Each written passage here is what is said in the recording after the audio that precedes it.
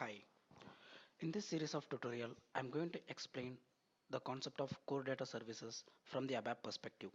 Core data service, it's basically a document which contains this domain specific language where we define that this is how the table has to be created and this is how the structure has to be created. You create a data types and so on. So that document upon activating the system will sense the appropriate plugin and then it creates the corresponding objects in your database layer.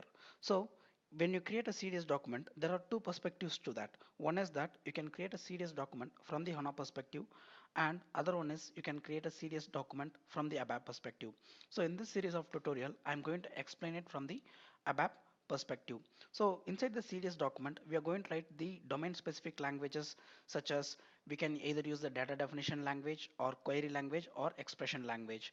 So what happens is that when this core data services has been activated, the corresponding engine will be called, like whether SQL engine has to be called or calculation engine has to be called or SQL script engine has to be called, and it will execute this particular code and it will create you the semantically rich data models which you can later on consume from your ABAP program.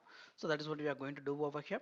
So like I said, there are two perspectives. One is on ABAP perspective and other one is on HANA perspective. So what is the importance of integrating the CDS view on ABAP perspective?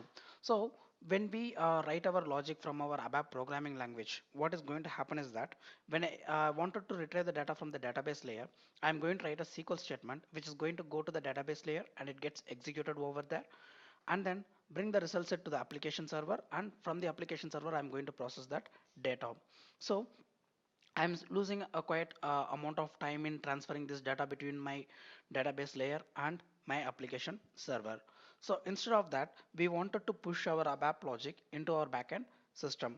Not the ABAP logic, we wanted to push the data fetching logic into our backend system. So the main intention is that we wanted to do a code push down to the database layer in such a way that I execute a command wherein I call some SQL views or procedure which is created in the HANA layer, and all the logics are going to get executed over there in the HANA database, and then I'm going to get the result set in my ABAP application server and I'm going to use that in my ABAP reports or whatever is the program where I wanted to use that.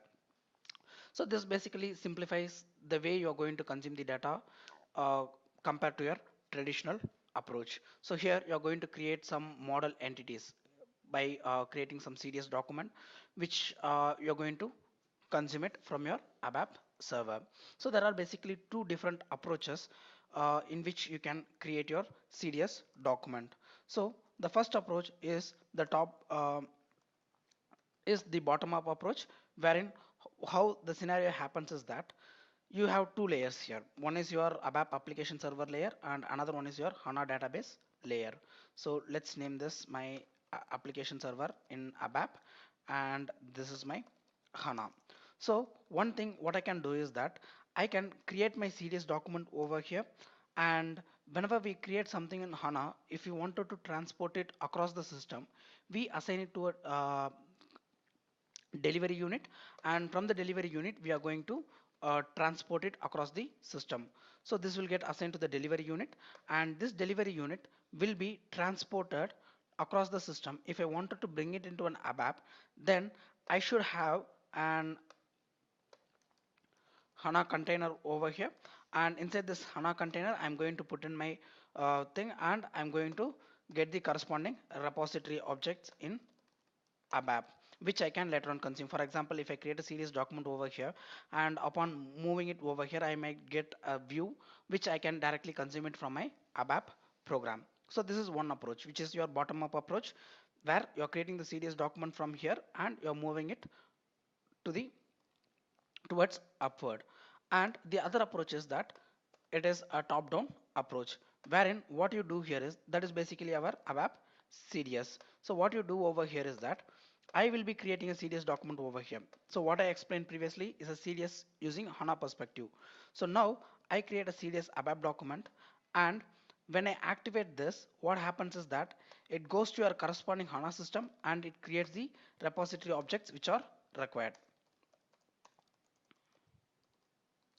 whatever it is required, it is going to get created. So since it is a standard ABAP program, we don't need to have rely upon this delivery unit or HANA container. Instead, it's just a traditional mechanism. You're going to assign it to a transport request and you're going to transport it across your system. So that is how it's going to happen over here in the top-down approach. So these are the two different approaches in which we can create our CDS document, and the approach that I'm going to follow right now is a top-down approach, which means that I'm going to create the CDS document in my ABAP layer, and that CDS document is going to create the underlying HANA objects based upon the definition languages which I have given inside, and it is going to create the corresponding repository objects.